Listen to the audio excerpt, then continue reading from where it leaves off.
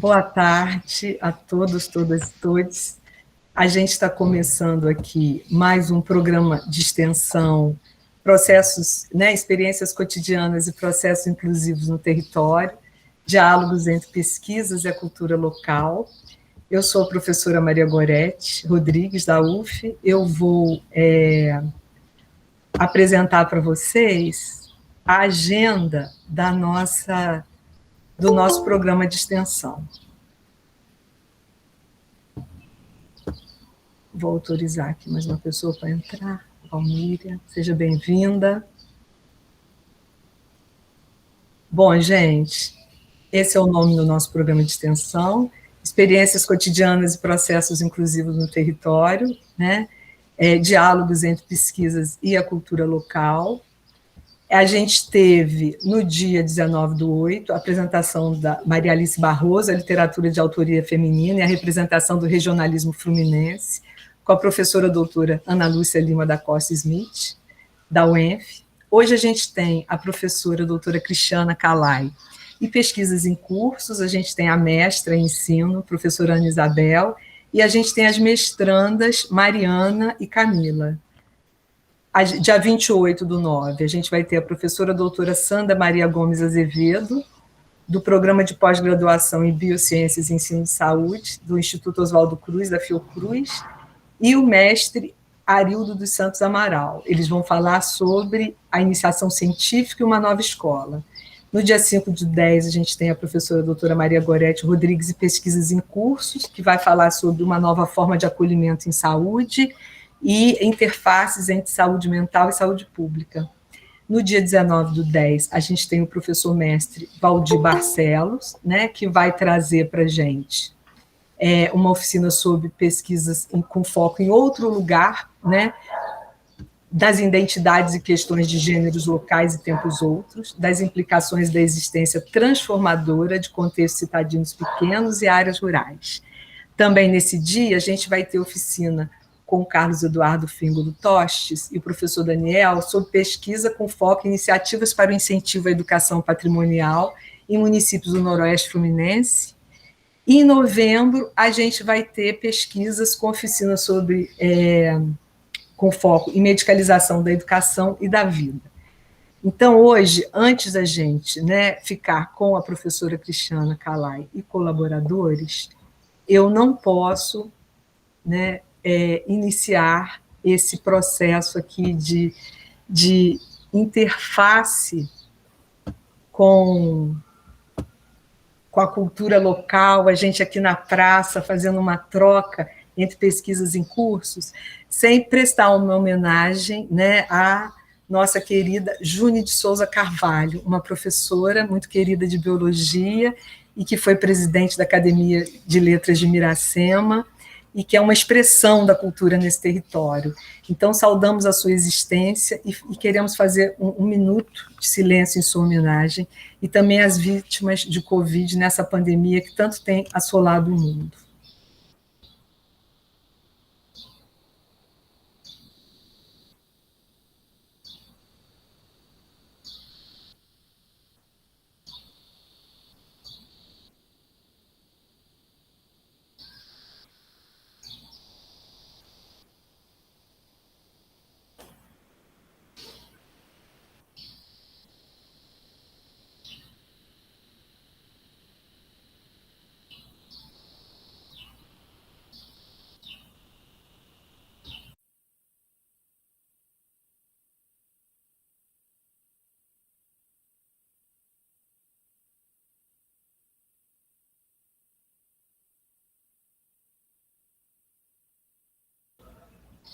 Bem, gente, obrigada. E eu passo a palavra, então, para a professora Cristiana Calai. É com muita alegria que a gente a recebe, junto com as suas colaboradoras, para a gente falar sobre essa temática que nos é tão cara, essa poesia, envolta na literatura e nas pesquisas. Por favor, professora Cristiana.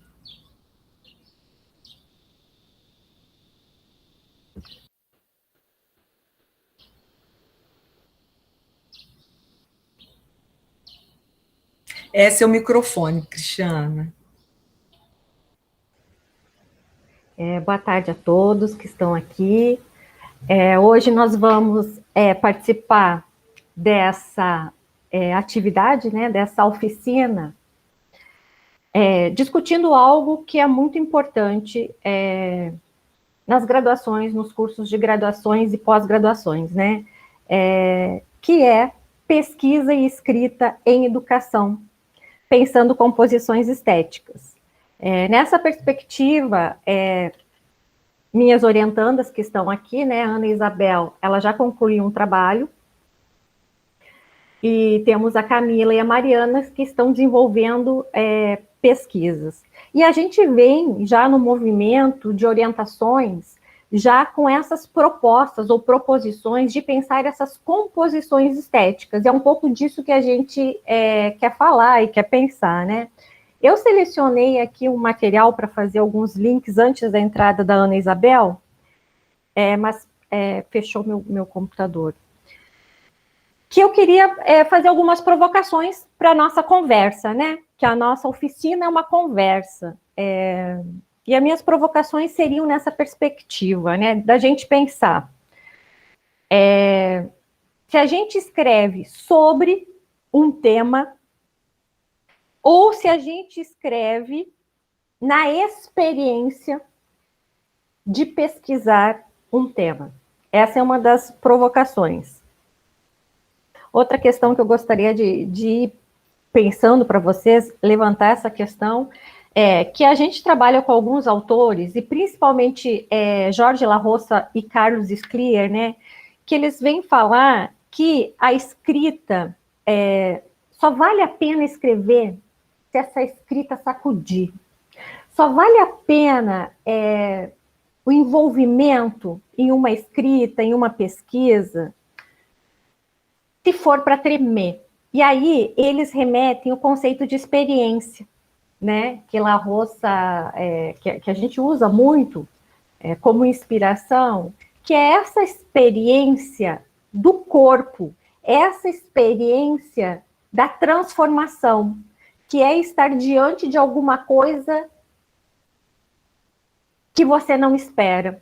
Né? Então, acho que nessa perspectiva de estar diante de alguma coisa que você não espera, é isso uma pesquisa? Eu acho que é mais ou menos isso que a gente quer abordar. Ou a gente vem de uma perspectiva em que, quando a gente se depara com uma pesquisa, a gente já sabe de antemão tudo o que vai acontecer. E aí isso seria uma pesquisa em educação, né, na perspectiva desses autores? Então, eles nos falam nessa perspectiva de escrever na experiência. Se é para escrever na experiência, como eu dou a ver essa pesquisa, né? E também eles defendem que a escrita tem que afirmar outras formas de dizer. E a gente se contrapõe muito na perspectiva acadêmica tradicional, em que só há uma forma de dizer, né? E aí a gente está colocando em questão essas outras formas de dizer. É possível outras formas de dizer na escrita acadêmica? É possível escrever na experiência, nessa perspectiva do que eu não esperava encontrar, né? Da alteridade, da diferença. E aí eu reuni para vocês, inclusive para apresentar, eu trouxe aqui este livro, para situar um pouco, esse livro é de 2016. Desde 2014, eu venho me debruçando, na medida do possível, a pensar uma outra escrita acadêmica. Em 2016, nós lançamos pela FAPERJ, no edital de concorrência pública, este livro, Uma Outra Escrita Acadêmica. Em 2016. O prefácio desse livro é do Jorge La Roça. Não, o prefácio desse livro é da nossa querida professora Célia Linhares, né? Mas tem um texto do Jorge La Roça nesse livro. E eu queria também dizer para vocês que em 2021, ou seja, agora, em questão de agosto, acho que foi, saiu o segundo livro organizado por mim, que está disponível para baixar gratuitamente no site da EDUF, que se chama Ensaiar a Escrita. E nesse livro nós temos o prefácio do Carlos Scliar, né, esse professor maravilhoso que há anos se debruça a pesquisar, investigar a escrita e outras formas de dizer. E nós temos o pós-fácio da professora Anelice, que é uma companheira que foi organizadora junto comigo desse livro. Nós temos o pós-fácio da professora Anelice, que é bem provocador para a gente pensar a escrita, né? Temos artigos meu e da Ana Isabel, minha orientanda, temos artigo da professora Goretti, com sua orientanda Renata, belíssimo, elas escrevem sobre Bacamarte, então tem que dar uma olhadinha, mas enfim, para dizer que esse percurso que a gente vem fazendo, na medida do possível, né, ele está sendo desenhado desde 2014, a gente está em 2021, com 2 obras publicadas, agora a gente está com uma terceira obra em vias de pensar, né? Mas a gente quer, assim, lançar essas provocações com essa temática pesquisas e escritas em educação, essas composições estéticas, e que a gente possa conversar. Então, a gente combinou que as meninas, as orientandas, vão fazer uma apresentação de 10 minutos. A Ana Isabel, ela já tem a pesquisa dela concluída, e aí 2 pesquisas que acabaram de adentrar academicamente, que é Camila e Mariana, mas que já estão com um percurso desenhado, né? Já tem uma proposição bem bacana. Então, eu vou chamar, então, convidar a Ana Isabel para compor esse momento com a gente, e vou colocar o trabalho dela aqui em tela. Quer se apresentar, Ana Isabel, enquanto eu acho? Boa tarde a todos. Para mim é uma honra estar aqui, né, com vocês, diante de pessoas, né, embora virtualmente, mas diante de pessoas tão queridas. Muito obrigada mesmo. Obrigada pela oportunidade. Lorete, a querida Cris também. E vamos aqui, né, apresentar a minha pesquisa, que é exatamente o que a Cris falou, né, que a gente vem trazendo a escrita como experiência, né, assim como nas poesias, né, das crianças, vocês vão ver que não precisa, como Manuel, nossa, fugiu aqui que eu trabalho tanto e nervoso aqui, Manuel de Barros, falando que não precisa significar, mas sim entoar.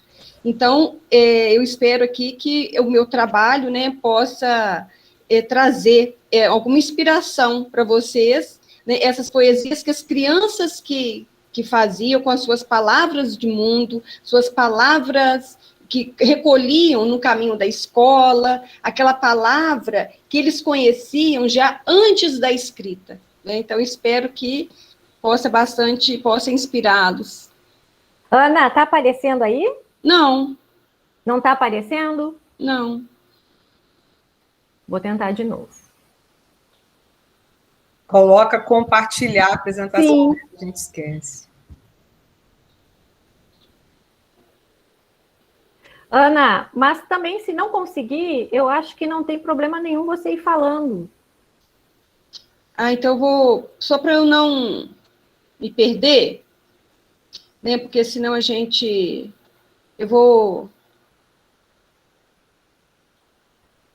não estou conseguindo, não. Eu tenho a minha apresentação aqui, então eu não vou aparecer aqui, eu não vou ver vocês, tá? Eu vou procurar para eu não me perder. Bom, então o nome da minha pesquisa, né, a minha dissertação teve o título A Letra do Medonho é Sua? Tecendo encontros e poesias na alfabetização das crianças.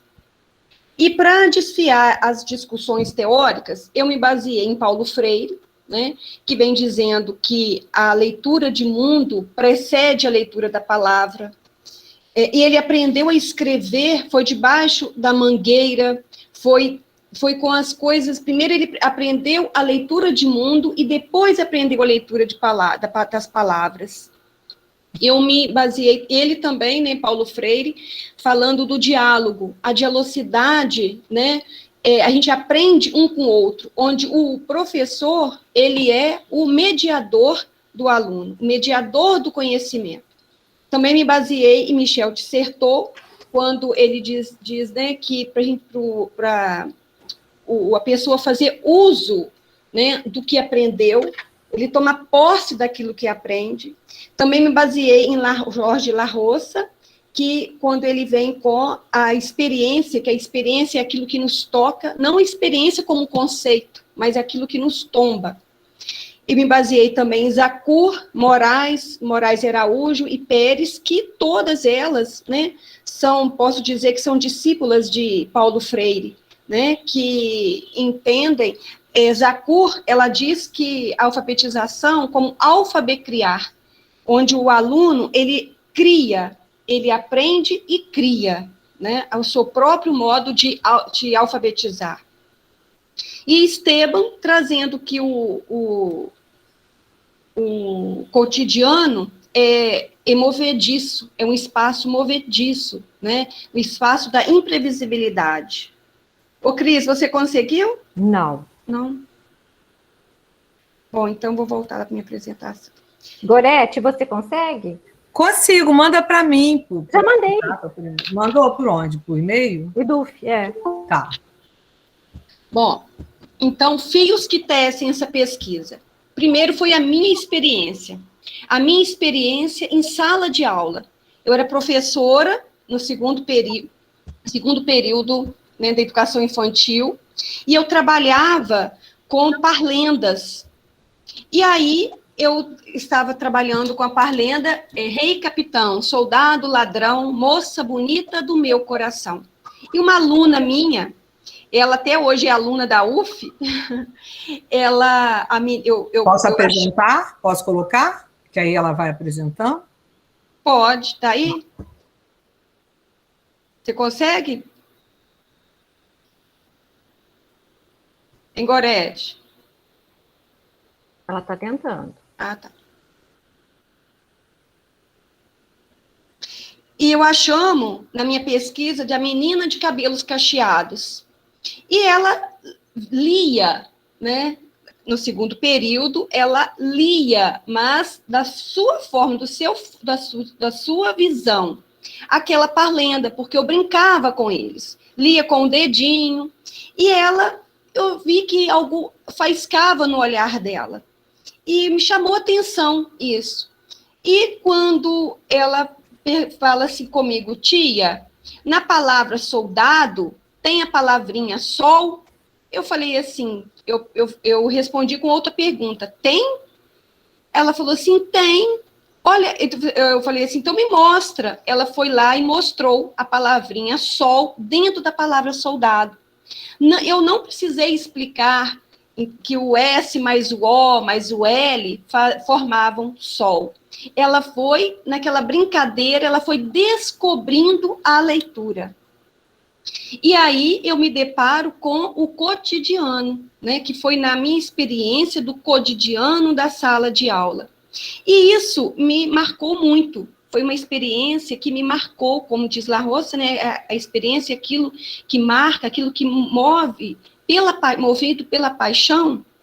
Eu quis pesquisar sobre os gêneros textuais, como que as crianças fazem uso dos gêneros textuais, porque eu trabalhei com parlendas na educação infantil, eu também fui professora alfabetizadora, trabalhava com parlendas, com poesias, com os gêneros textuais, bulas de remédio, receitas, e eu fui para o cotidiano, pesquisar os gêneros textuais, o uso dos gêneros textuais para as crianças. Isso aí, apareceu. E eu conversei com a secretária de Educação, pedi permissão também à professora do segundo período, perguntei a ela se ela trabalhava com os gêneros textuais, ela falou que sim, que trabalhava, e eu fui pesquisar fui com essa intenção, né? Eu pensava que a pesquisa fosse ser, embora no cotidiano, mas ia ser prescrita, né? Ia ser planejada. Só que eu caí no terreno movediço do cotidiano e vi a imprevisibilidade. Por quê? A professora do segundo período, ela disse que trabalhava com gêneros textuais, mas não trabalhava. Ela, depois conversando com ela falou assim, não, eu não gosto de trabalhar com os textos, eu tenho outro modo de trabalhar na educação infantil. E ali eu falei assim, agora, como que eu vou fazer com a minha pesquisa? Porque minha pesquisa era com trabalhar os gêneros textuais. Na hora do recreio, eu encontrei com uma colega, tinha muitos anos que eu não a via, e ela era professora nesse colégio, que eu fiz a pesquisa no Alzira Carvalho, em Palma.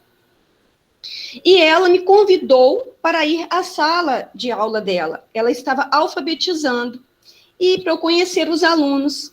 E eu fui. Quando eu cheguei na sala de aula, nesse mesmo dia, fui lá conhecer os alunos, ela estava brincando com as crianças, conversando sobre poesia, e ela pediu para eu declamar uma poesia. Então, o Gorete, pode passar a próxima. E aí, eu declamei uma poesia aqui, do Elias José, que eu gostava de sempre trabalhar com essa poesia, no segundo período, no terceiro período, porque essa poesia, ela trabalha com medo, e as crianças gostam muito dessa poesia. E eu declamei. Pode deixar ela toda agora, Ed, por favor. Então, O Medo do Menino, de Elias José.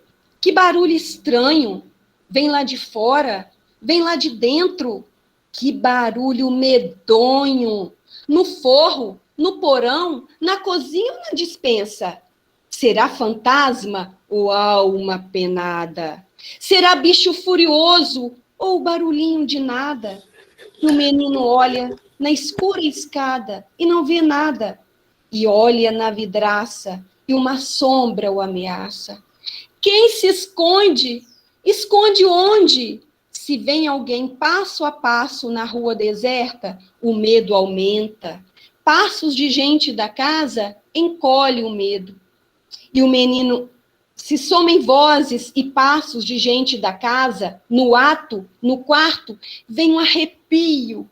E o menino encolhe, fica todo enroladinho e se embrulha nas cobertas, enfia a cabeça no travesseiro e devagar, devagarinho, sem segredo, vem o sono e some o medo.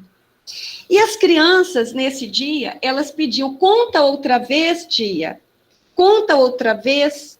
E Moraes e Araújo, Moraes, como fugiu o primeiro nome, Cris? A Maírce? Não. Jaqueline, nossa. A Jaqueline Moraes, ela diz, né, que quando a criança ela pede para contar de novo, é porque aquilo teve significado, criou significado nela, criou um outro sentido na criança. E outro, quando as crianças gostaram muito, elas se empolgaram, elas riam, ficavam com medo e sempre pedindo para repetir. E ali, eu fiquei impactada com aquele momento, aquilo me marcou profundamente depois quando eu saí dessa sala de aula. Pode continuar aí, Gorete. Desfiando os traços metodológicos. Nessas linhas, na minha metodologia, que eu uso, né, eu apresento Nossa, eu tô com a cabeça assim... Nossa, fugiu aqui o nome. Eu tô tensa. Nessas linhas, a tipografia, onde a criança, a gente precisa estar ali para ver, né? Você está convivendo ali, daquele meio, que você vai notando o caminho que a sua pesquisa vai se desviando. Então, na metodologia, né, que é um trajeto sinuoso, que essa pesquisa ela é tecida. A imprevisibilidade do cotidiano escolar entrelaça com os fios e linhas deste tear. Encontros se desenham nesse terreno movediço, e nesse movimento a experiência me acontece. E eu percebi que seria ali, na sala de aula da alfabetização, primeiro ano de alfabetização, que a minha pesquisa deveria ser. Eu senti isso, porque no outro dia, quando eu voltei à escola, um aluno perguntou: tia, a letra do medonho é sua? Então, quando ele fala letra, essa poesia é como se aparecesse, ele enxergou essa poesia como uma música, ou como um canto, né? E aí eu fiz esse texto, né? Tia, conta outra vez a do medonho, não havia mais volta, não poderia mais voltar, não quero mais voltar. Através dessa fala, a poesia ressoa em meus ouvidos e me laça. A poesia acena para mim e me captura. Será a poesia quem me habita? Sim, vou contar outra vez. E ali, com esses encontros, com a imprevisibilidade do cotidiano, eu não fiz mais a desistir, né? Eu tive um outro caminho, o cotidiano me apontou um outro caminho, que era a pesquisa com o primeiro o ano de alfabetização. E eu me deparei com Manel de Barros, com essa poesia. Pode colocar, Gorete, por favor. No descomeço era o verbo, só depois é que veio o delírio do verbo. O delírio do verbo estava no começo, lá onde a criança diz: eu escuto a cor dos passarinhos. A criança não sabe que o verbo escutar não funciona para a cor, mas para o som. Então, se a criança muda a função de um verbo, ele delira. E pois, em poesia, que é a voz de poeta, que é a voz de fazer nascimentos, o verbo tem que pegar delírio. Quando eu li essa poesia, eu falei assim, é isso. A minha pesquisa, é isso que eu quero pesquisar. Lá no descomeço, lá onde a criança ainda não conhece o verbo, ela é capaz de criar poesias. E aí, suscitaram vários questionamentos.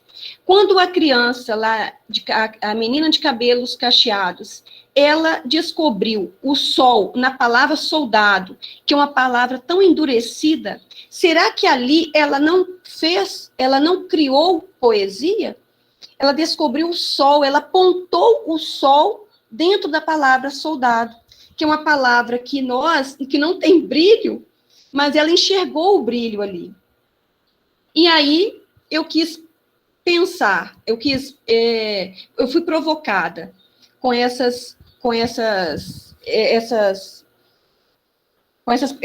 eu fui provocada, foram essas aí as minhas provocações.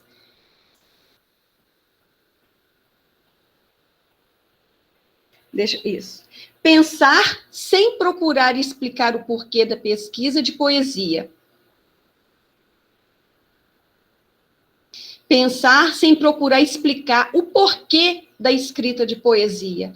Tem que rimar, tem que seguir a forma. Eu não queria pensar nisso. Eu queria pensar a poesia como a criança, no descomeço do verbo. Poesias apegadas ao mundo de seus autores, crianças que não leem e não escrevem alfabeticamente. E há crianças que criam sentidos diferentes para o verbo. Nesse movimento, o verbo delira, vai além da mesmice, do comum, altera o seu sentido, quebra as barreiras do entendimento convencional, corta as amarras das palavras presas à sintaxe, à formologia, à morfologia e à semântica. Então, eu conversei com a professora e ela permitiu que eu fizesse essa pesquisa, né? Em uma relação dialógica com a linguagem, as crianças, as leituras recolhidas no caminho da escola ou no quintal de suas casas, leituras essas que precedem a palavra. As crianças tecem poesias e descobrem o fio da poesia. Mas como que isso foi feito? Eu conversei com a professora que iria pesquisar a escrita das crianças. Ela veio conversar comigo, perguntou que eu trocasse opinião com ela, que a escola iria comemorar o dia do livro. E o que as crianças poderiam apresentar. eu sugeri que as crianças, quem sabe as crianças, já que as crianças gostaram de poesia, elas mesmas não criariam, não teceriam essas poesias. E aí ela falou assim, então como que eu vou fazer? Ela mesma, né, eu sugeri isso e ela falou assim, nossa, seria interessante mesmo, eu vou ver como que as crianças podem fazer isso. E aí, como que foi feito? Ela foi escrevendo palavras no quadro, pediu às crianças, falou com as crianças, nós vamos ter que fazer uma apresentação no dia do livro, o que vocês acham, o que vocês acham que poderíamos apresentar? Uma música, uma poesia? E as crianças sugeriram poesia. E aí, as crianças, ela disse, então vamos, vocês que irão escrever essas poesias, vocês vão falando as palavras e vamos tentar criar, né, tecer a poesia. E foi como se fosse uma mágica mesmo, porque as crianças, na dialocidade da palavra, né, é como Zakur fala, é uma palavra jogando na outra. Quando eu enuncio uma palavra, né, baseado em Bakhtin, que ela faz essa provocação, essa fala, essa citação, Zakur diz que quando o aluno, quando a criança, né, a pessoa, ela joga a sua palavra, essa palavra já está carregada da palavra do outro.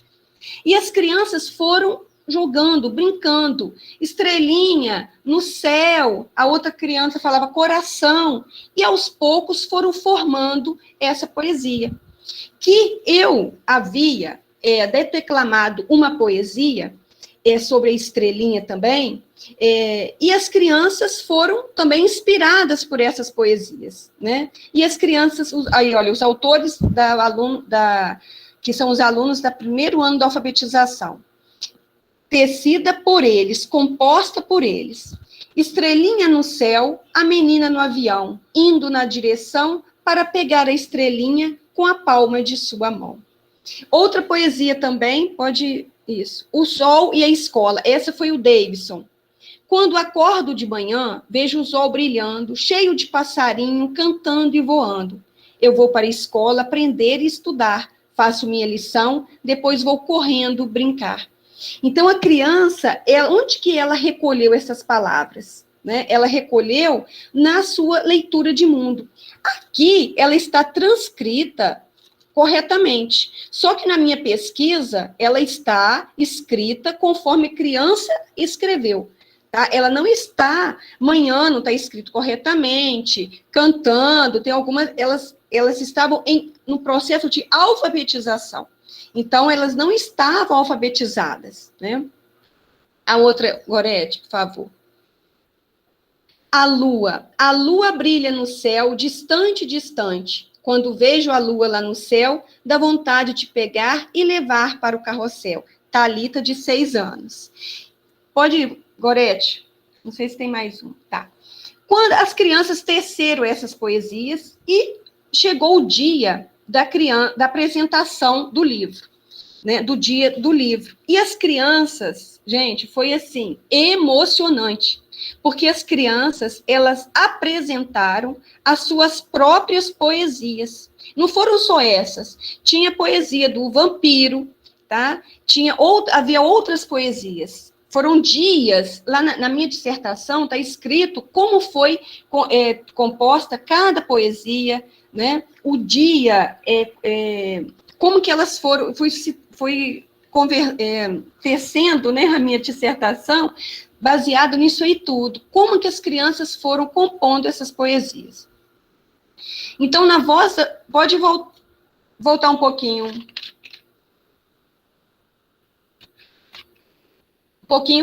Na voz das crianças, as poesias tecem caminhos e se espalham, viram apresentação para a escola, para comemorar o dia do livro.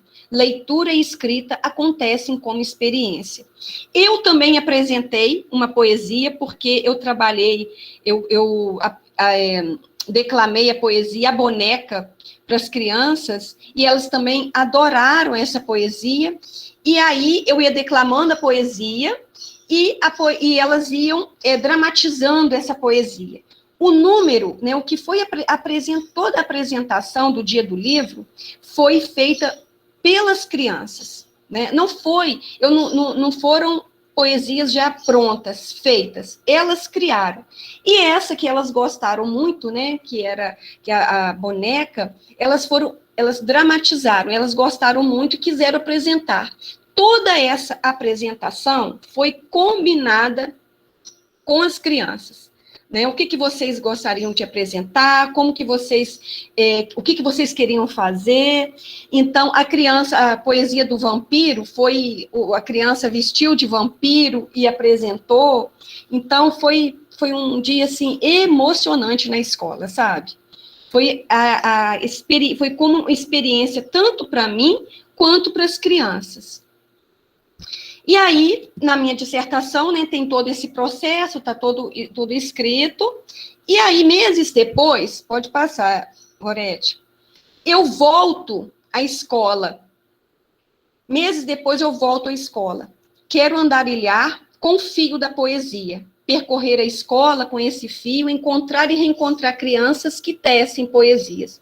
Porque eu fiz essa pesquisa, escrevi, mas eu quis voltar à escola. Eu até uso o fio da poesia como uma metáfora, né? Como as crianças foram tecendo essas poesias.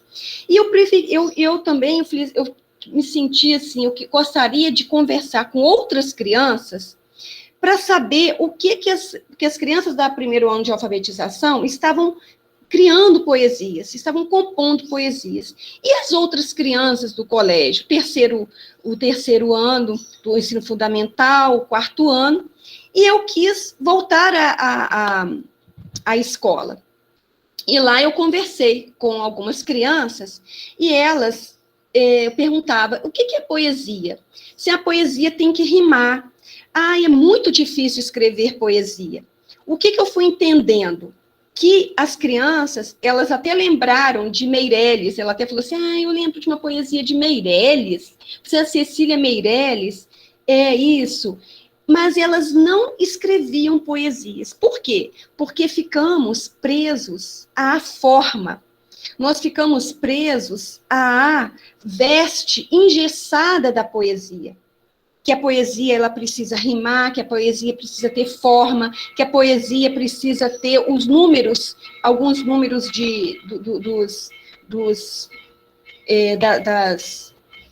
das frases, né, dos que fugiu aqui. Gente, vocês me desculpem, eu vou fazer um atento aqui. Depois que eu fiz um tratamento pesado, eu fiquei bem esquecida. Eu quero falar e a palavra não me vem. Mas Ana, tem que ir finalizando. A minha médica falou que vai passar esse esquecimento. Ana, ir finalizando, tá? Tá, finalizando.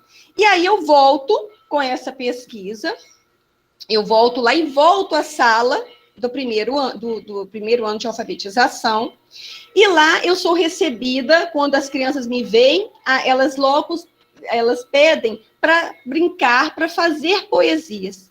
E a professora me disse que na semana anterior, ela havia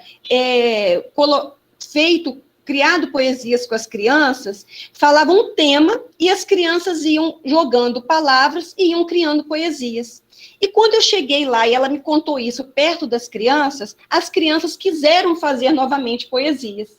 E aí foi, novamente, eu lá presenciando, e elas fizeram poesias. A bicicleta é a minha motoca. Meu bambolê parece um sol. Minha pipa voa para o céu para buscar minha alegria. Elas fizeram essa poesia, alegria. O que lembra alegria? E elas foram jogando as palavras, e aí foi a poesia anterior. Essa aí foi sobre o amor. E aí as crianças foram criando. A Tianinha é meu amor, está dentro do meu coração. Para mim, me dá paz e amor, parece a rainha da bateria no carnaval do meu samba. Porque a gente chegava lá, a gente dançava, a gente sambava com as crianças, então elas foram, isso aí tudo do mundo delas, né? E a outra era aí era tristeza. Fiz muita bagunça, fui direto para o castigo. Fiquei triste, chorei, e na escuridão fiquei com minha tristeza. Pode ir, Gorete, por favor. E aí, no final da minha... Eu termino, né? Falo trabalho aí, escrevo sobre as poesias, esse voltar lá na escola, e eu tenho um capítulo que fala do tear do meu diário de pesquisa, porque eu revisito o meu diário, sabe, e escrevo sobre o meu próprio diário, porque o Escher, né, disse que o registro é o que deixa marca na gente. Então, aquilo que ficou marcado em mim é que eu registrei.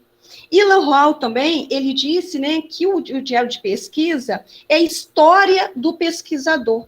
Então, eu volto ao meu diário de pesquisa e revisito e escrevo sobre o meu diário de pesquisa, que é um capítulo da minha dissertação. E o último capítulo, que são as linhas descarriladas, né? Nessas linhas compartilho o meu descarrilar durante o movimento sinuoso deste tear, porque eu fui preparada para fazer uma pesquisa cartesiana, planejada, e não foi dessa forma. Foi uma escrita feita com experiência, com diálogo, foi uma pesquisa que me levou para um outro caminho. Mas nessa pesquisa eu descobri uma outra forma de escrever, eu me redescobri, né? E aí as referências, isso. Esse aqui que quem quiser, né, poder ler e quiser conversar, dialogar, um dia a gente, né, Cris, a gente pode conversar mais. Vocês me desculpem a rapidez. Ana, eu agradeço a tua apresentação. A gente vai ficar para conversar. Vou pedir, então... Eu consigo colocar, Camila, a tua. Posso colocar? Cris, pode. Eu até passei para um colega aqui, porque caso você não conseguisse, para ele apresentar para a gente. Eu peço desculpa, Ana, porque eu tive que autorizar as pessoas a entrarem na sala, aí Claro. Uma vez ou outra que eu saí da apresentação, tá? Mas foi ótima a apresentação. Cris, licença. Se você apresentar, a imagem dos outros fecha para você. Você quer que eu apresente a apresentação dela para você continuar observando? Eu mandei para o Jonas, Cris. Já tá lá, quero sim. Quiser. Vou fazer isso então, tá bom?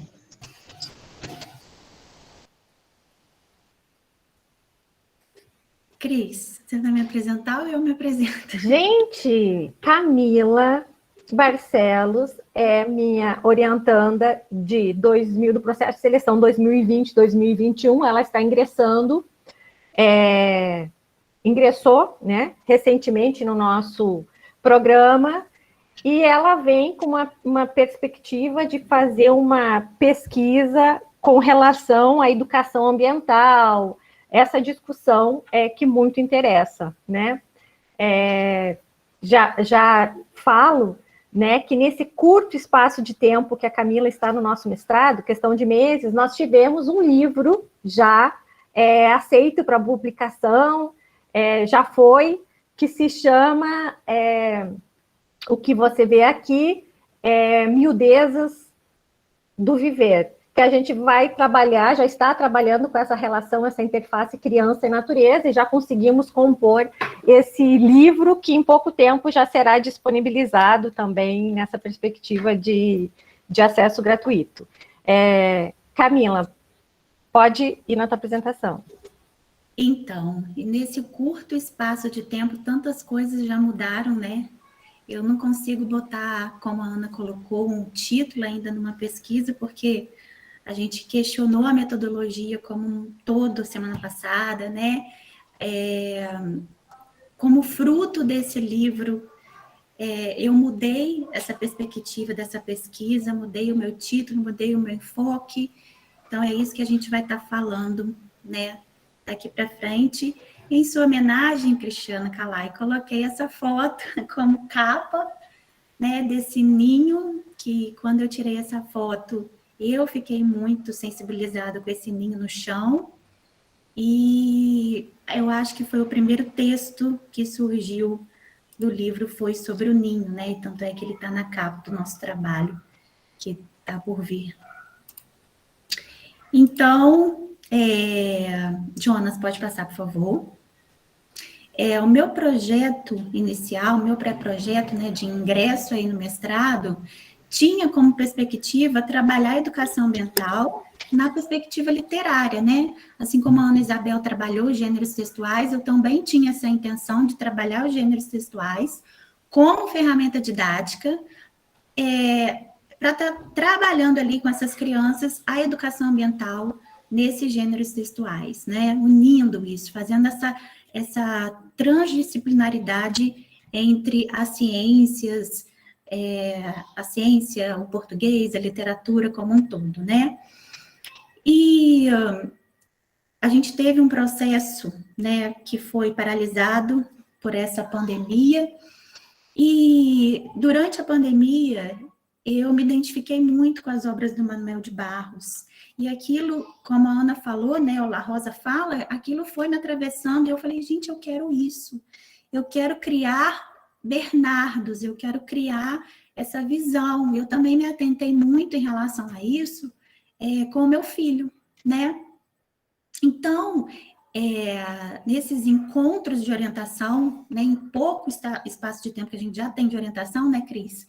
Tudo se voltou para a formação do docente, para a formação de professor, com a formação desse olhar estético que o professor tem que resgatar, da sua memória, das suas particularidades, para poder passar isso para as crianças também, que assim como a Ana trabalhou esse primeiro mundo, né, esse mundo primeiro que precede a leitura da palavra dessa criança, esse também é o meu enfoque, né, um dos enfoques.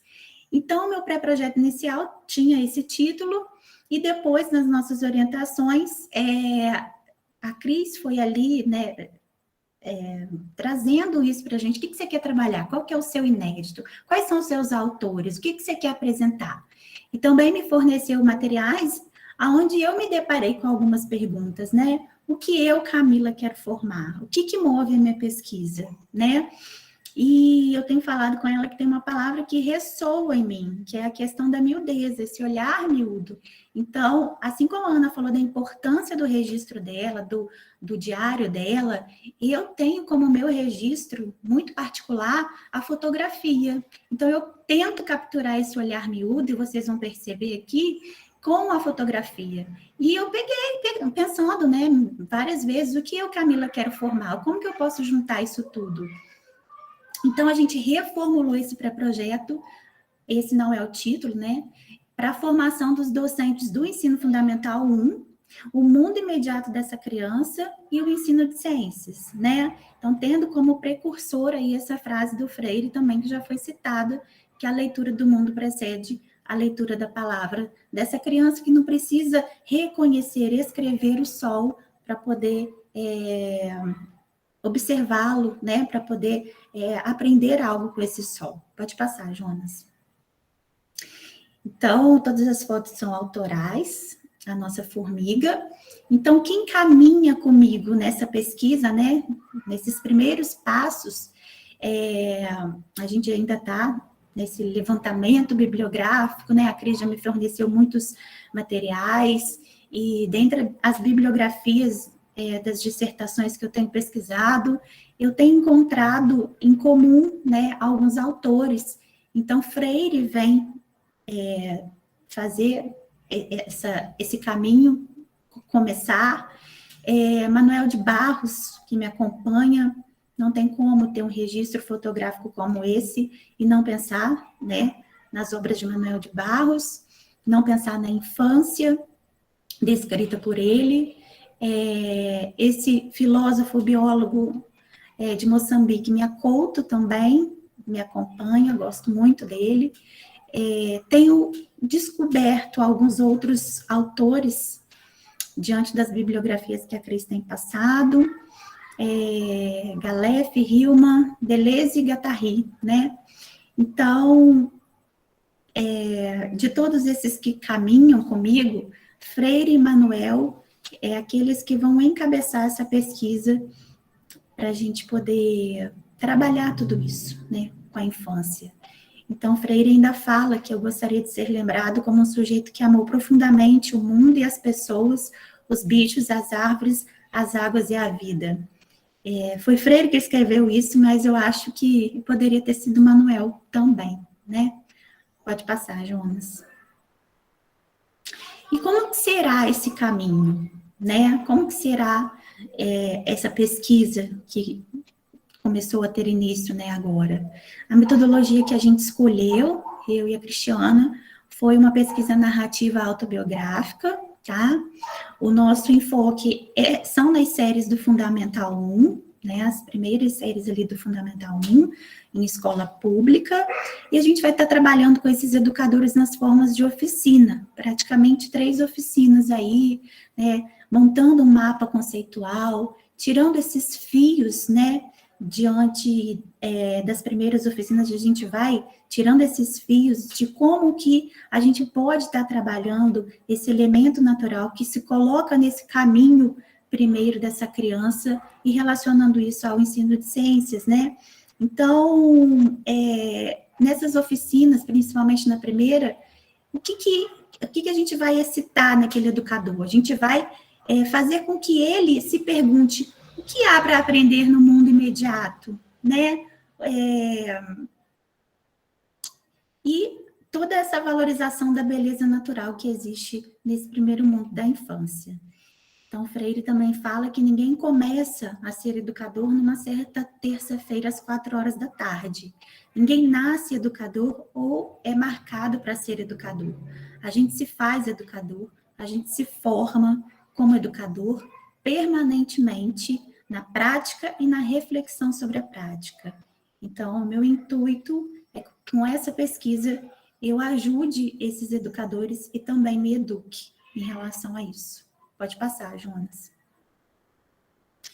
Então, o campo metodológico que a gente escolheu, né, onde eu me situei para realizar essa pesquisa, nós escolhemos em conjunto porque a gente encontra nele a valorização das experiências vividas. E é isso que a gente quer, né? Que esses sujeitos na sua formação, esses sujeitos que têm essa leitura de mundo primeira, valorizem essas experiências vividas. Olhe o seu cotidiano, olhe o seu caminho, né? A gente não quer que vá para nenhum lugar diferente daquele que ele já é acostumado. Então, a proposta é de um movimento de mútua troca, onde o aprendizado do olhar é um ponto importante. E aí eu também resgato a questão do tecer, né? Que a Ana também já falou muito bem. E esse aprendizado, realmente, ele é um tecer em conjunto, né? Então, o que nos revelaria o saber ambiental, do saber ambiental, o poeta das coisas inúteis e que rejeita as palavras fadigadas de informar e ressalta aquelas que vivem de barriga no chão. Esse é o Manuel de Barros, né? Essa frase eu acho que retrata muito bem tudo aquilo que ele traz para a gente. Pode passar, Jonas. Então, como é possível educar para a sensibilidade, essa sensibilidade que potencializa esse aprender, que potencializa esse aprender a ser o que se é propriamente, né? Então, como que eu posso educar esse olhar dessa criança para estar enxergando junto desses elementos naturais a natureza como um todo e poder trazer para si esses aprendizados, né, que ela nos coloca, ela nos circunda e nos apresenta a todo instante, né? O que eu posso, se eu olhasse para essa figura desse slide nesse momento, o que eu poderia ensinar a uma criança em relação a essa fotografia, a esse olhar, a esse registro, né? Posso ensinar sobre a vida dos insetos, posso falar de cadeia alimentar, por que ela está ali fazendo essa teia, como ela captura o seu alimento, por que esse alimento é importante para ela, né? Como é essa vivência, esse nicho dessa aranha. Então, a natureza nos apresenta essas possibilidades a todo instante. Pode passar, Jonas. Nessa outra figura, se a gente observar, a gente tem uma borboleta pousada num tronco de árvore, né? Então, instiga a nossa inteligência imaginativa, né? Hillman mesmo fala que a inteligência imaginativa, ela reside no coração. Então, a gente vai botando esse verbo no gerúndio, né? A gente vai olhando, a gente vai aprendendo, a gente vai ensinando. Então, a gente vai fazendo isso com essa capacidade, essa inteligência imaginativa, quando a gente vai colocando à prova e treinando esse olhar, né? Então, junto dessa inteligência imaginativa, a criação desse olhar miúdo, ele é criado, né? Esse olhar miúdo é criado e ele é construído, né, para que essas práticas do ensino de ciências aconteçam dentro do dia a dia e dentro do mundo imediato dessa criança, né? É onde ela mora, é pela rua onde ela passa, é no parque onde ela brinca, é observar aquilo que está próximo a ela. Pode passar, Jonas. Então, a gente sabe, né, que hoje em dia, muitas das vezes, as crianças, elas só têm contato com a natureza, né, num pátio de uma escola, num passeio de uma escola. Então, excitar esse olhar miúdo, esse ver miúdo, enxergar essas miudezas, também é parte desse educador, né? E a história desse educador, a formação estética desse docente, ela tem que estar muito apurada para que ela possa ser passada para essa criança, né? Então, é isso que a gente quer apurar essa formação estética desse docente para que isso seja levado até essa criança, né? Então, o olhar miúdo, o que é esse olhar miúdo que a gente tanto quer fazer acontecer? É olhar com os olhos de enxergar, como a Cris fala, né? Nunca esqueci dessa frase, olhar com olhos de enxergar. Então, aquela formiguinha que estava lá atrás, será que ela estava indo para essa casa dela? Qual o trabalho que ela executa? Com quem que ela vive? Qual relação que existe, né, de harmonia na natureza em relação a isso? Quais são os hábitos? Qual a importância?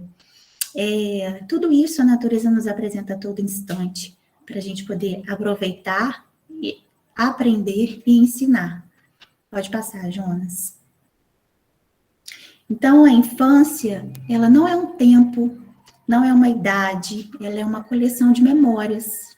A infância é quando ainda não é demasiadamente tarde, é quando estamos disponíveis para surpreendermos e para nos deixar encantar. Quase tudo se adquire nesse tempo, em que aprendemos o próprio sentimento de tempo. Então, a gente olha para a natureza, né? Esse olhar para ver a natureza é para a gente construir essas noções práticas de cuidado e levar isso para o aprendizado ambiental, né? Quando a gente olha esse chão cheio de folhas caídas, por que a gente não pode falar sobre as estações do ano? Por que a gente não pode falar sobre como essa árvore se apresenta nas determinadas estações do ano? Por que uma árvore tem fruto, a outra não tem, né? E vários outros questionamentos que a gente pode fazer abordando as ciências e a educação ambiental. Pode passar, Jonas. E é isso, que a gente consiga fazer, levar essa pesquisa adiante com muita sutileza, com leveza, que a formação desse docente seja incitada ali, né, seja resgatada, porque esse docente tem que ter esse olhar apurado para que ele possa passar isso para os seus educandos também. Então, eu vejo muito disso em mim também, né?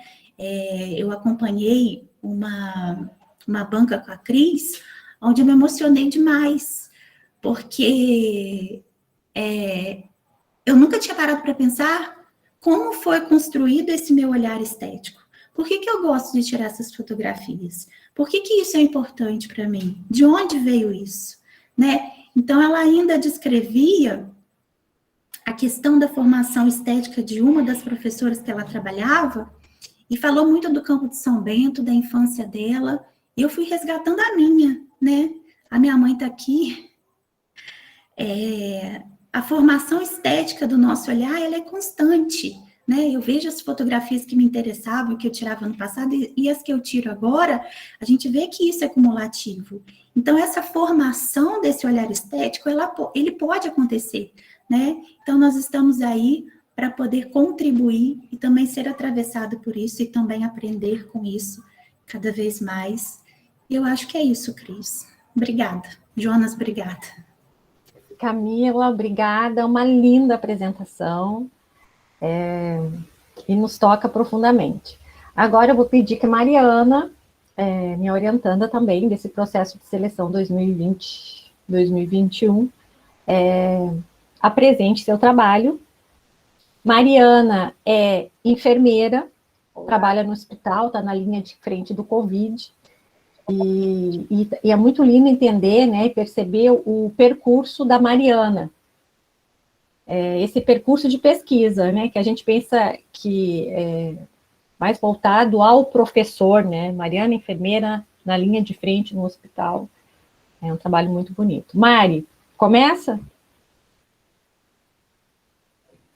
Oi, boa tarde. Boa noite já, né? Boa noite a todos. Eu vou compartilhar a tela aqui, um minuto. Quero agradecer a todos que estão presentes, tá? Estou tentando compartilhar. Está aparecendo para vocês? A minha tela? Ainda não, Mari. Não. Se você quiser que eu compartilhe para você, como eu fiz com a Camila, eu faço. Só me mandar o arquivo. Ai, Jonas, eu vou estar te enviando então, um minuto. Ó, acho que tá indo, gente. Peraí, não tá. Ai, meu Deus. Eu vou te enviar, Jonas, um minuto.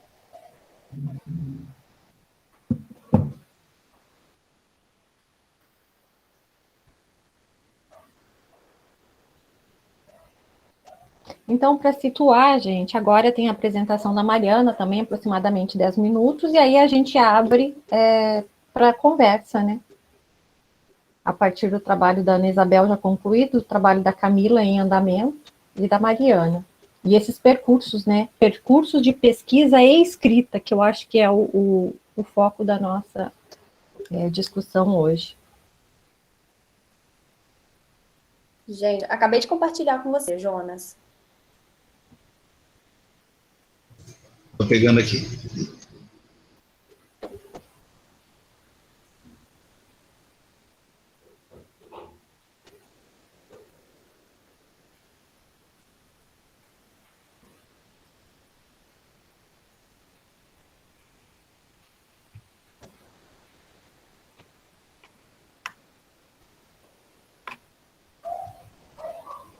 Meu Deus.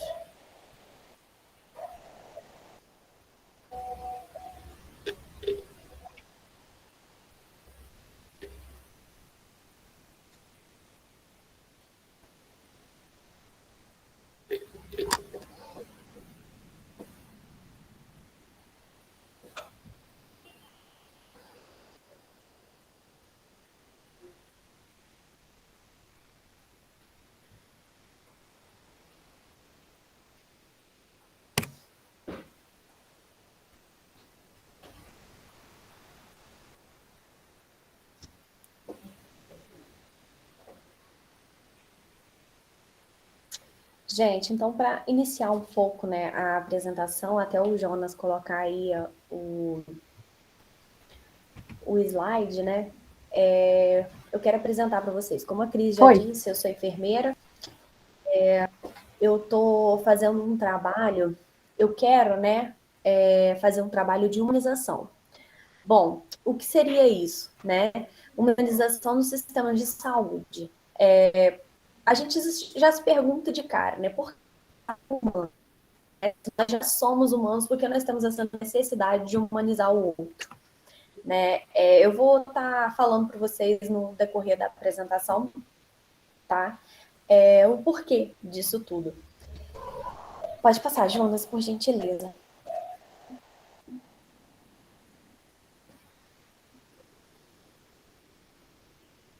Ainda não tá para mim. Mari, já está aparecendo. Esse é o meu tema inicialmente. Apareceu. Esse é o meu tema inicialmente, né? Humanidades e humanização, literatura na saúde para crianças nos hospitais, tendo o enfermeiro como agente de transformação do cenário de sofrimento contínuo. Bom, eu estou mudando um pouco esse tema, porque eu não sei se eu vou me estender somente a crianças ou se eu vou, né, mencionar esse projeto hospitalário também. Mari. Mariana, eu vou falar com você para você tirar o seu fundo, porque esse fundo do livro, ele atrapalha a gente apresentar, a gente não está te ouvindo direito. Você consegue? Mariana. O fundo. Eu tô conseguindo ouvir você. A gente não estava te ouvindo muito bem. Eu tô conseguindo ouvir vocês. Tá, vai lá. Vocês conseguem me ouvir? Vocês conseguem me ouvir? Sim. Tá melhor. Tá melhor, Mariana.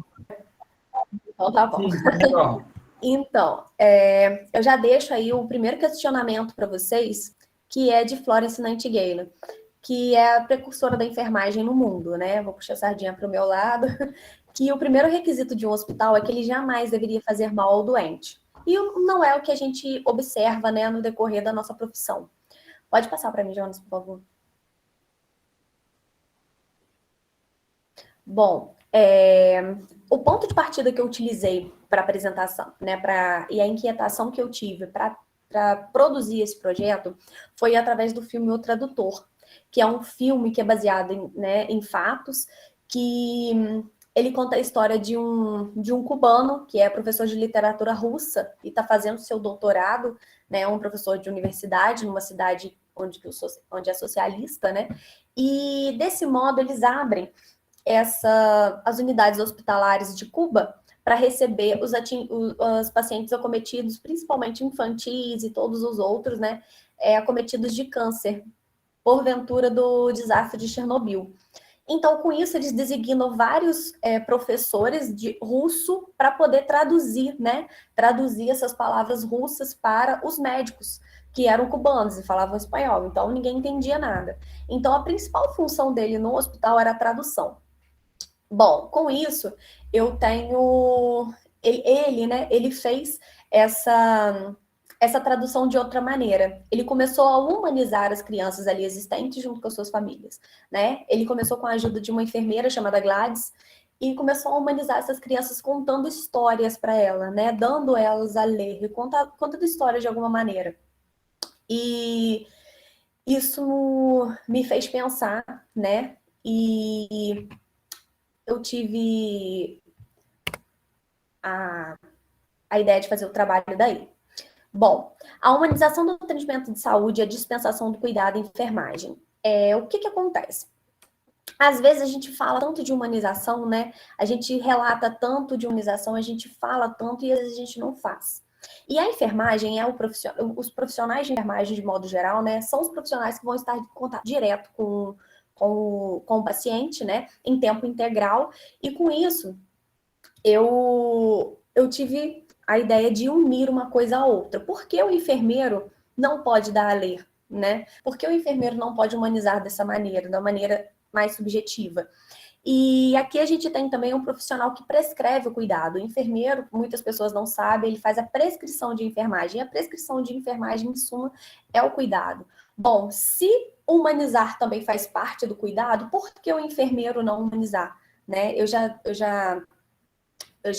saliento vários, né, em um só. E então, vamos prosseguir.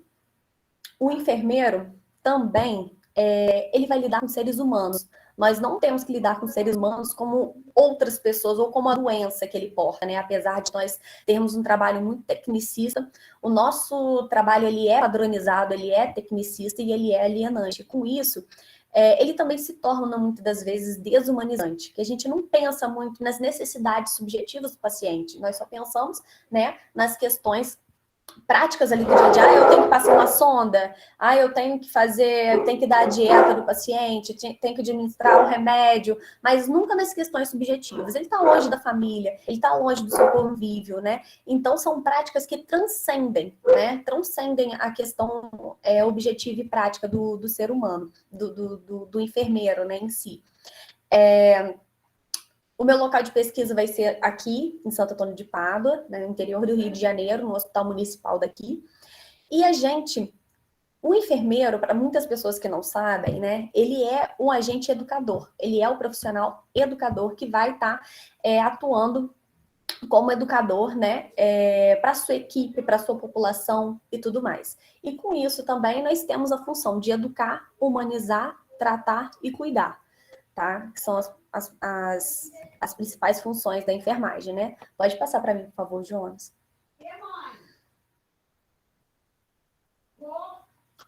Bom, eu falei com vocês no início, né, de Florence Nightingale, que foi a precursora da enfermagem no mundo, né? Ela foi uma mulher fenomenal, espetaculosa. Nossa, sou apaixonada por ela.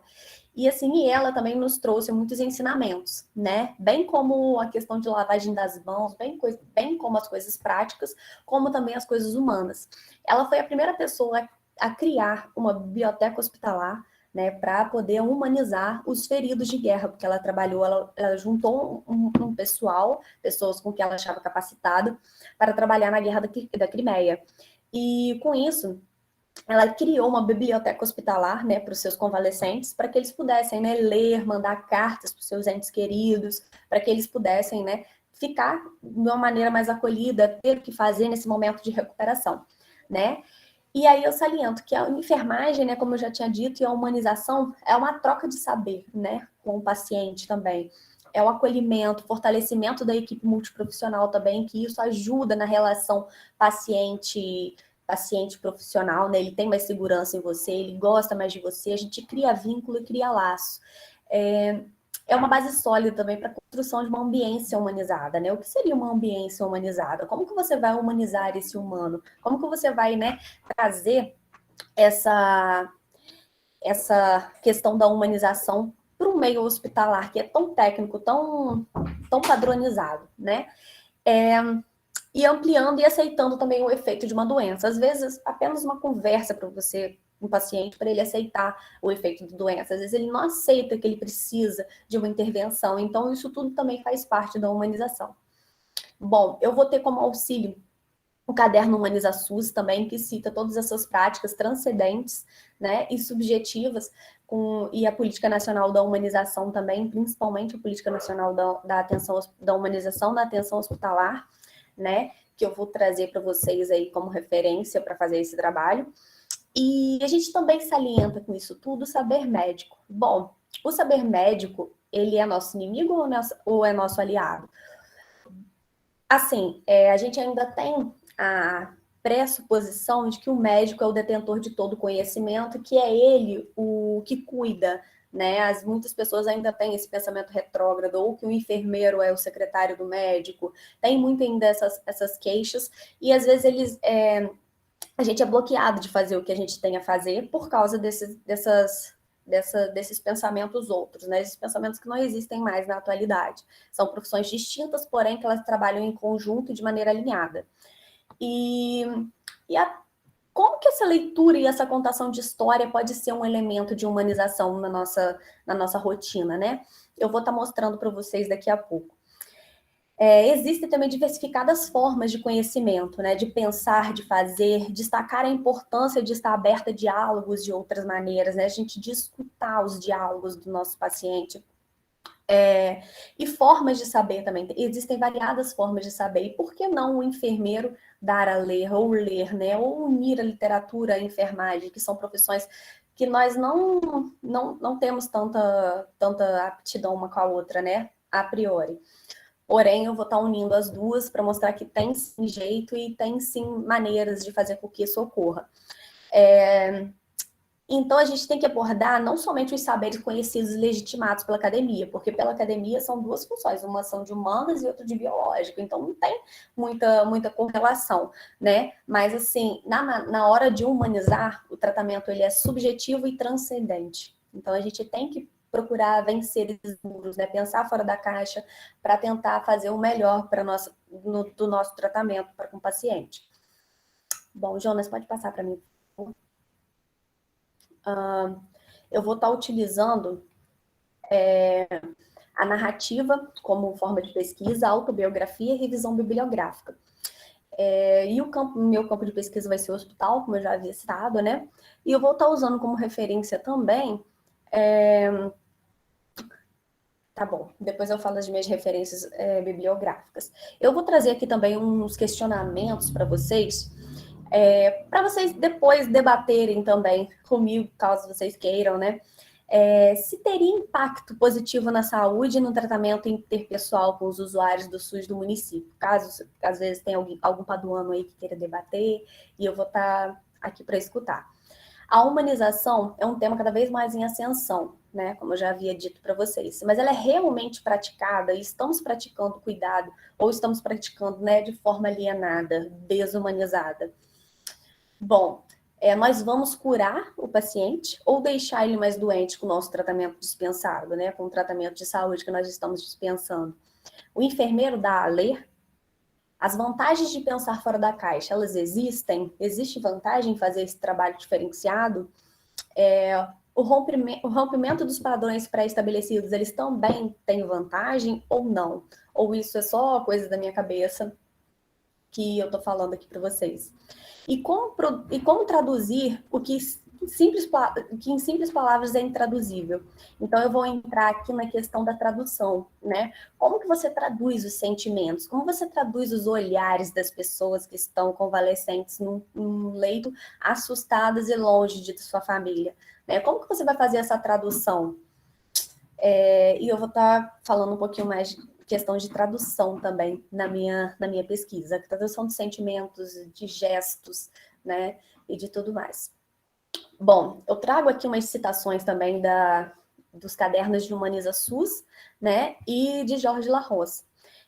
O caderno Humaniza SUS, ele diz que a Política Nacional da Humanização impõe um desafio de alteração dos modos de fazer, de trabalhar, de produzir no campo de saúde. Aposta nas tecnologias relacionadas como uma escuta, acolhimento, diálogo e negociação, para a produção e gestão do cuidado. Possui como princípio a inseparabilidade entre atenção e gestão, a transversalização de saberes, poderes e afetos na ação cotidiana de serviços. O acolhimento inicial é muito importante, principalmente em unidades pediátricas, pois estabelece o vínculo que serão indispensáveis no tratamento. Eu vou estar falando um pouco mais à frente para vocês do vínculo também. Refletimos sobre como fazer diferente o que era realizado de forma mecanizada e impessoal.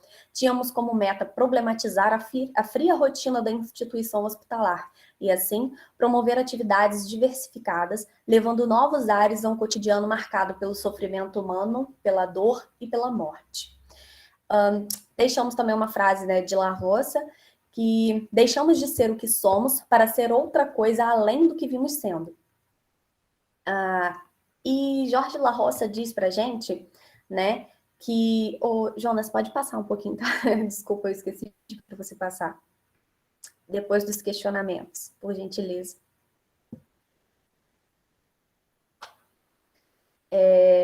O referencial teórico que eu utilizo nessa pesquisa é a Política Nacional da Humanização, né? O caderno da Humaniza SUS, a Linguagem e Educação, depois de Babel, de Jorge Larroça, alguns livros da editora Fiocruz, também, Humanização dos Cuidados em Saúde, que são os conceitos, os dilemas e as práticas, e a Humanização e Desumanização do Trabalho em Saúde. Utilizo também como base de pesquisa o filme do tradutor, e também suportes de Cielo e CAPES para artigos acadêmicos, revistas e tudo mais. Pode passar para mim, Jonas. Essas daí são as citações que eu acabei de falar com vocês. E pode passar mais um pouco. E para vocês entenderem um pouco mais com relação à minha atuação, né? Eu vou trazer um relato de experiência para vocês entenderem como que é a questão do vínculo e do tratamento diferenciado que a gente dispensa a esses pacientes, né? Essa aqui é uma paciente, que ela se chama Rosalina, e nós tivemos um vínculo muito intenso nos períodos que ela ficou internada, né? E eu vou contar para vocês. Esse daqui é a dona Rosalina, quando eu acabei de chegar no plantão, para assumir o meu plantão, né? Me sento ao lado dela e a abraço. Ela começa a chorar, emocionada. Estava no horário de troca de plantão, e eu estava assumindo o plantão de uma amiga enfermeira, que também veio ao nosso encontro e nos abraçou. E isso é a fala dela, né? Ah, como eu amo vocês. Você é a que eu mais gosto, apontou para mim. Ela, eu também gosto. Ela eu também gosto, apontou para minha amiga. A cabelinho de miojo. De vocês duas, são a que eu mais gosto. Disse se referindo à minha amiga enfermeira do plantão anterior, que possui dreads no cabelo, de pontas brancas. Rimos, nos abraçamos, nos entrelaçamos. Permaneci abraçada com ela por alguns minutos. Conversamos um pouco. Disse a ela que lhe trouxe algo. Dona Rosinha, eu trouxe um livro para a senhora ler, só para passar o tempo. Ah, minha filha, eu não sei ler, ela disse, e me partiu o coração. Ah, Dona Rosa, me desculpa, mas esse não é o problema. Eu vou contar a história para a senhora. Então tá bom, minha filha. Fui trabalhar pensando naquela confissão. Eu não sei ler. Me partiu o coração, pois recordei de minha avó, que teve a cartilha de alfabetização rasgada ao meio pelo pai e não teve a oportunidade de aprender a ler.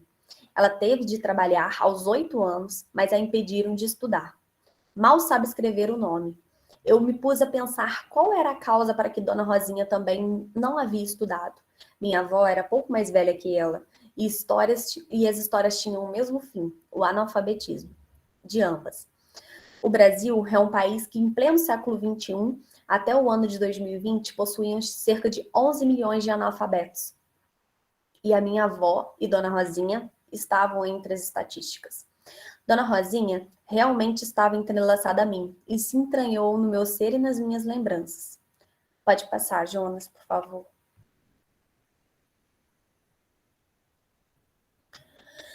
Me sento ao lado dela.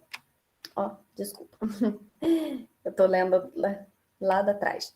Lembra que falei que tinha trago algo para a senhora, Dona Rosinha? Lembro. O que é? Fico instigada e curiosa. Mostro o livro a elas. Porque nesse momento eles fizeram uma roda de conversa dentro do meu setor, né? Uma sentou ao lado da outra para conversar, então eu fui em encontro a elas nesse momento, achei um momento propício para poder dar a ler a elas. Então, Dona Rosinha, escolhi um livro com um motivo muito especial para a senhora, que é bom e ruim. Tem uma Rosalina no livro e a senhora vai ver com o decorrer da história o que aconteceu com Rosalina. Ela se animou e fez-se silêncio de todos para que eu pudesse escutar a história. Contei a história com bom humor e fazendo referência a duas famílias que possuem rivalidade política na nossa cidade, para que ela entendesse. Em meio à história contada, o Sr. Cleson descobriu a cabeça e começou a prestar atenção no enredo. Comentamos sobre Rosinha ter ficado aquém aos sonhos de Romeu depois que conheceu Julieta, e ela ficou chateada por Rosalina, sua xará. Ah, mas o moço largou Rosalina, ela disse. Dona Rosinha, mas Rosalina ficou viva e Romeu e Julieta morreram, comentei. Ah, é verdade, ela disse sorrindo. Tive que me retirar da roda, pois o dever me chamava. Era necessário retomar o trabalho. Pedi licença à minha roda de conversa preferida e me retirei. Mas antes questionei se gostaram da história. Eu amei, minha filha. Quero procurar na minha casa para ver. Tem no YouTube? Dona Rosalina me questiona. Pode passar, Jonas. Tem sim, Dona Rosalina. Tem vários filmes contando a história, respondo. Ah, então vou procurar. Minha filha acha que sou boba, mas no YouTube eu sei mexer. Eu só não sei ler, mas o resto eu faço, ela disse. Ao me virar, vi ela respirar fundo e dizer: ai, eu tô tão feliz. Que felicidade, como estou feliz. Retomei ao trabalho feliz e encantada com a leitura ou a contação de história, como a leitura ou a contação de história pode fazer bem a alguém. Também me peguei por dias pensando em tudo que Rosalina me disse. Ela não lia a palavra, mas ela lia o mundo. Aprendeu a ler à sua maneira. Sabia mais do que muita gente alfabetizada que não tinha sensibilidade de ler o entorno, de ter afeto, de se importar. Dona Rosalina me ensinou que lia o seu mundo, sem ler a palavra. Sua linguagem era sua memória e suas experiências. Sua leitura era da palavra mundo, como salienta Paulo Freire. Dona Rosinha foi apenas um dos meus atravessamentos, trabalhando como pessoas na saúde, de saúde fragilizada, né? Porque são isso que elas são, pessoas, não a doença, não a paciente, mas sim pessoas, como desejos, necessidades, vontades, tentei expor a leitura para uma pessoa que não lia e consegui alcançar meu objetivo. Fiquei feliz com a felicidade esboçada dela. Por favor. Então, eu deixo aqui algumas considerações, né? Que esse processo dessa pesquisa, ela torna-se fundamental, né, para a melhoria da interação entre usuários e pacientes, cria um espaço laboral menos alienante, né, como faz com essa constituição mais transversal, né, e menos tecnicista, que é uma proposta do Caderno Humaniza SUS, que é uma das vertentes que eu estou pesquisando. Pode ser o início também de sucesso do diálogo entre a universidade e a academia aqui da minha cidade, né? E por que esse diálogo não é feito se as duas instituições públicas sempre têm essa junção de sucesso, né? Visando aprender maneiras, né, de melhorias, de trazer novas formas de humanizar o processo de trabalho dos enfermeiros e também de tratamento para os seus usuários. Que a gente tem muita reclamação, né, de que o tratamento público não é bom, nós não temos bons profissionais. Será que isso acontece, né?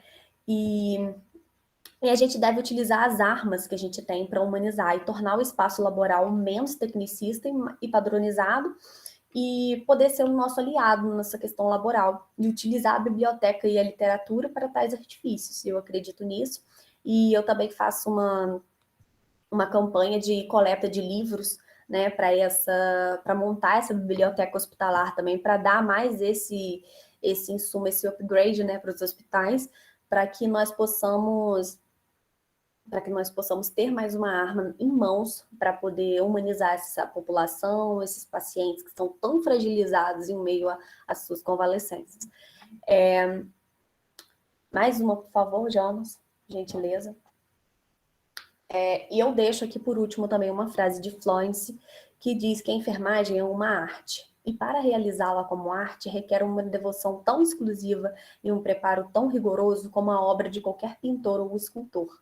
Pois o que é tratar de uma tela morta ou do frio mármore comparado ao tratar do corpo vivo, o templo do Espírito de Deus? É uma das artes, pode-se dizer, a mais bela das artes. Então, Florence, há 200 anos, já via dessa maneira, e nós tratamos humanos, nós cuidamos de humanos, e nós temos que tratar também, traduzir também todas as suas necessidades. Nem que esse humano não fale, ou não escute, ou não veja, nós temos que saber traduzir olhares, pessoas, faces, né? Muitas das vezes a gente já faz isso com, a pessoa tá com febre, ela tá, a gente chama o termo de hiperemia, né, vermelha. Então, a gente já faz isso no corpo, né, de modo geral. Por que não fazer de outras formas também, né? Ver o que essa pessoa precisa além da medicação. Por que não dar também a atenção, né, o aconchego, o afeto, que ele não tem ali por causa de estar longe da família, longe do seu convívio, longe da sua rotina. E mais uma, Jones, por favor. Aqui estão as referências que eu utilizei para esse trabalho, tá? E é isso, gente. Vou deixar agora aberto aí para os questionamentos, caso tenha. Muito obrigada. Obrigada, Mari. Linda apresentação. Eu acho que é muito sensível, tocou a todos. Parabéns. Mari também está entrando no mestrado agora, né? E já está escrevendo artigos para capítulos de livros sobre práticas humanizantes no hospital, trazendo narrativas, né? Descendo com narrativas. Linda apresentação. Obrigada, Mariana. Agora, findadas as apresentações, eu gostaria de passar a palavra a vocês, né? Se tem alguma questão que gostariam de fazer para nós, fiquem à vontade, né? Essas provocações para pensar, então, as pesquisas e escritas em educação, essas composições estéticas, e aquela provocação inicial que eu coloquei para vocês, que era, né, sobre escrever e pesquisar na experiência. A palavra está com vocês.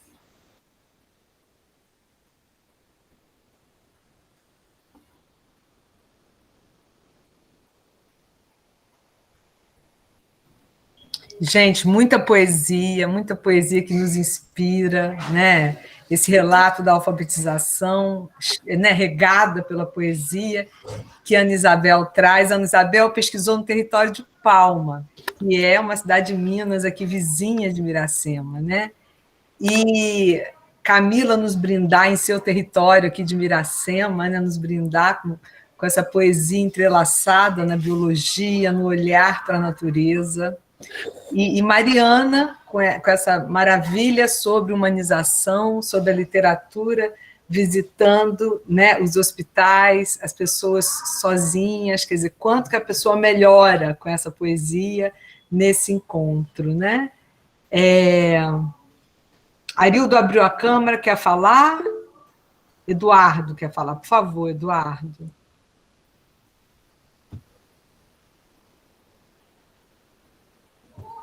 Pessoal, boa noite, testando aqui o microfone, vocês estão me ouvindo? Tá? Aproveitando, né, a apresentação da Mariana, o meu trabalho vai dialogar muito com o dela, né?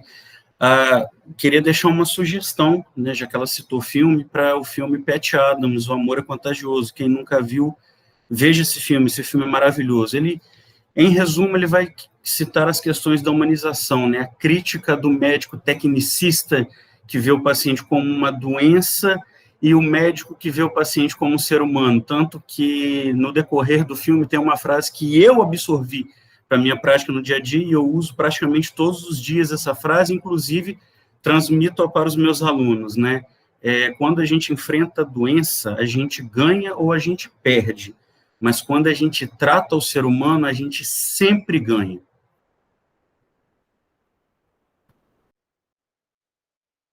Muito bom. Obrigada, Eduardo. Lindas e sensíveis colocações. Alguém mais, gente? Alguma questão? Senão a gente também vai encerrando, porque a gente tem mais uma jornada ainda de trabalho, né?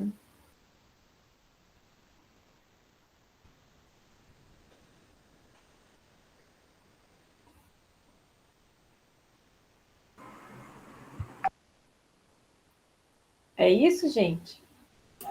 Jonas, Juliana, vamos falar. Olha, gente. acho que está todo mundo tão extasiado, né, com tanta poesia, com tanto deleite, assim, né, que fomos absorvidos por esse Acho pensar. Que os Jonas e a Juliana não teriam nenhuma opinião, mas tudo bem.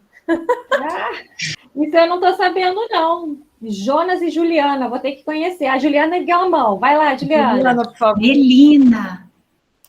Oi, gente, boa noite. É um prazer estar aqui participando desse momento maravilhoso, de muito aprendizado. Antes de parabenizar aí as meninas, eu quero parabenizar a professora Cristiana Calai. Tá? Eu não conheço pessoalmente, estou sem câmera aqui, não posso abrir, né, para vocês poderem aqui me ver, me conhecer. Mas, assim, parabéns por essas meninas talentosas demais, delicadas, sensíveis, né, que fazem parte aí da nossa turma e que eu estou aprendendo muito, muito com elas a cada dia, tá bom? Parabéns, meninas, amei. Aprendi mais um pouco com vocês duas. E com a outra colega também que iniciou. Parabéns pela apresentação, linda também. Juliana, obrigada. Eu também queria ver teu rostinho, não te conheço. Mais alguém, gente? Então, gente, a apresentação foi linda das três, né? Todos os temas muito sensíveis. É difícil a gente falar alguma coisa, né, sobre sistemas de estudo, ainda mais tão sensíveis assim. Eu me sinto meio fora d'água. Eu achei bonito, achei lindo, mas não tenho bagagem para poder falar algo que ajudaria elas ou direcionaria de alguma forma.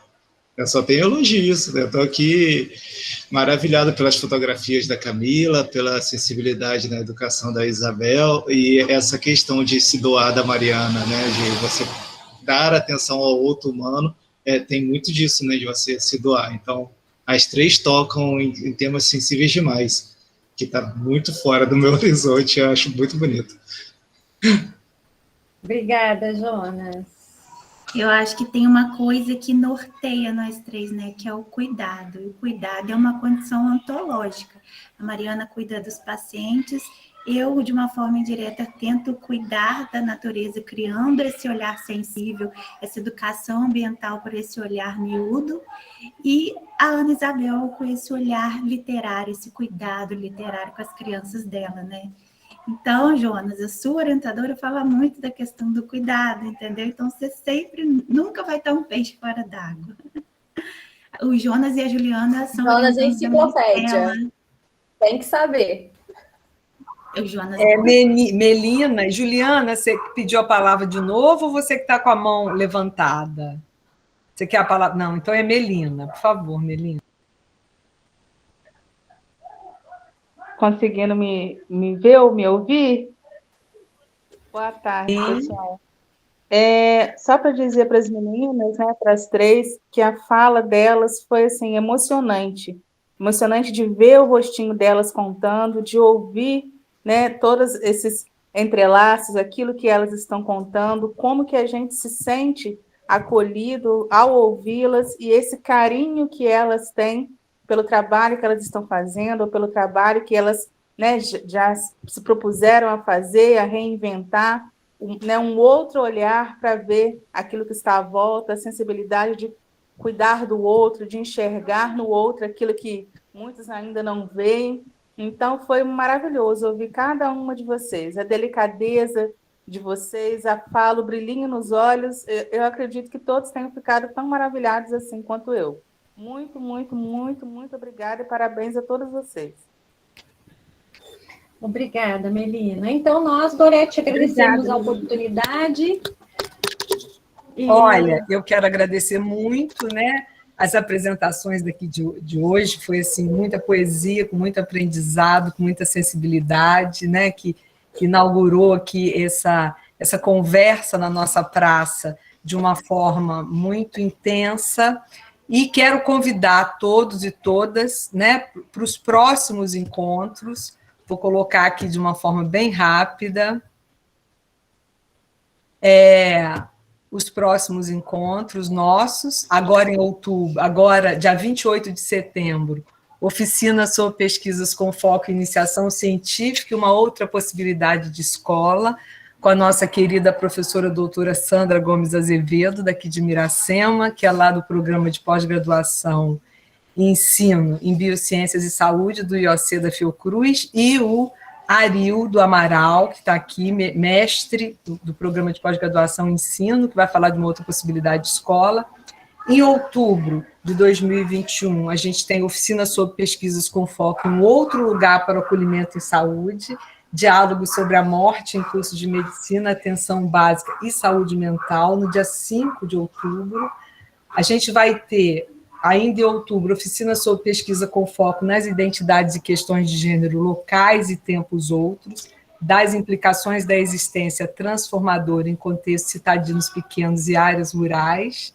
E vamos ter também oficina sobre pesquisa com foco em iniciativas para o incentivo à educação patrimonial em municípios do Noroeste Fluminense. Tá, em novembro, a gente tem oficina sobre pesquisas com foco em medicalização da educação e da vida. Tá aqui os próximos, né, palestrantes para vocês, que a gente vai ter um encontro, e eu quero agradecer muito a presença de todos e desejar uma boa noite e um grande beijo, tá? Boa noite, gente. Obrigada. Beijinho. Tchau, obrigado, gente. Tchau. Boa noite, gente. Um prazer enorme. Obrigado. Beijo. Tchau, boa noite. Tchau, boa noite.